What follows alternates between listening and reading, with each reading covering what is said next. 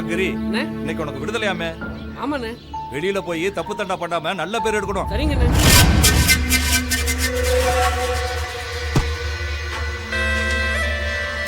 என்னடா வேலு, இன்னைக்கு உனக்கு விடுதலையாமே?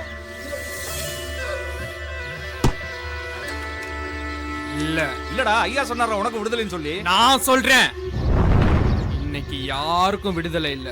நீ திருந்தவே மாட்டடா.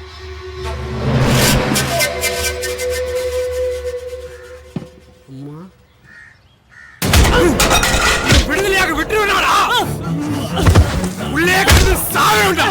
டேய் வேலு, விடுடா அவனை. ஏன்டா அடிச்சு சாகுறீங்க? டேய் வேலு, விடுடா வா, சொல்றத கேளுடா. டேய் ஏன்டா இப்படி அடிச்சானுங்களோ?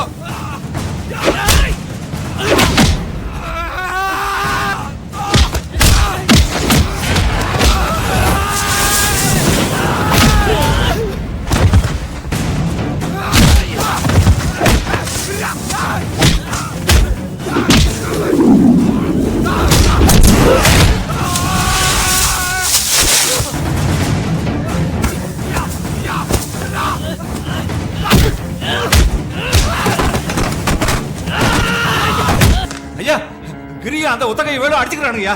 அவனுங்களை விடுதலை பண்ணதானே ரிப்போர்ட்டை ரெடி பண்ணிட்டு இருக்கேன். அதுக்கு அவசியமே இல்லையா. ரெண்டு பேரும் இங்கேயே அடிச்சுக்கிட்டு சாக போறானுங்கய்யா. சீக்கிரம் வாங்கய்யா. ராஸ்கல்ஸ்.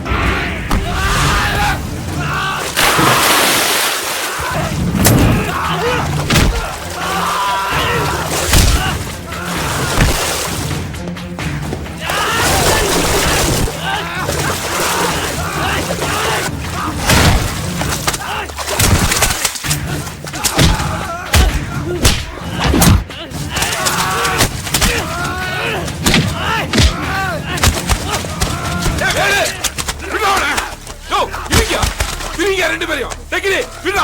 ஆளுக்கு ஒரு பக்கம் இல்லையா? இத்தனை வருஷம் ஆகி நீ அண்ணன் குலவரையோட திரிறீங்க. டேய், இங்கேயே இப்படி அடிச்சுக்கிறீங்க.